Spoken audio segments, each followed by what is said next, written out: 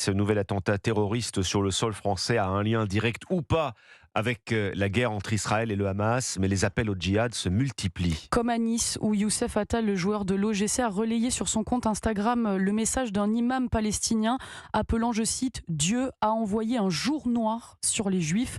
Depuis samedi 7 octobre et l'attaque du Hamas en Israël, 189 actes antisémites ont été recensés sur le territoire français et plus de 2000 signalements faits à la plateforme Pharos en lien avec l'apologie du terrorisme et les propos antisémites sur Internet, selon le ministère de l'Intérieur.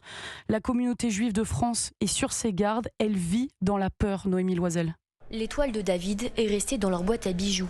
Venue se recueillir à la grande synagogue de Lyon, Lucie et ses 3 filles préfèrent rester discrètes, par peur de représailles. Je dis à mes filles d'éviter de se retrouver dans des endroits où il y a du monde. On évite qu'elles se retrouvent ou qu'elles sortent plus tard le soir ou qu'elles prennent les transports.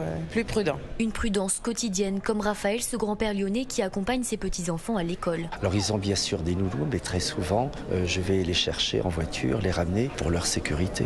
Jour de Shabbat, Sandrine, mère de famille habitante de Marcy-l'Étoile, éteint ses bougies. Pour éviter qu'à l'extérieur, les gens voient que le vendredi soir, il y a une bougie allumée dans tel appartement ou tel appartement. Ça fait partie de nos craintes. Des peurs qui bouleversent son quotidien. Chaque instant, on se méfie sur le trottoir, en course, qui est en face, qui est derrière. Voilà. Comme Sandrine, la communauté juive se sent prise pour cible. Mais toutes les personnes que j'ai pu rencontrer m'ont dit qu'elles refusaient de vivre dans la peur. Lyon, Noémie Loisel, Europe 1. Et le ministre de l'Intérieur qui annonce avoir opéré 11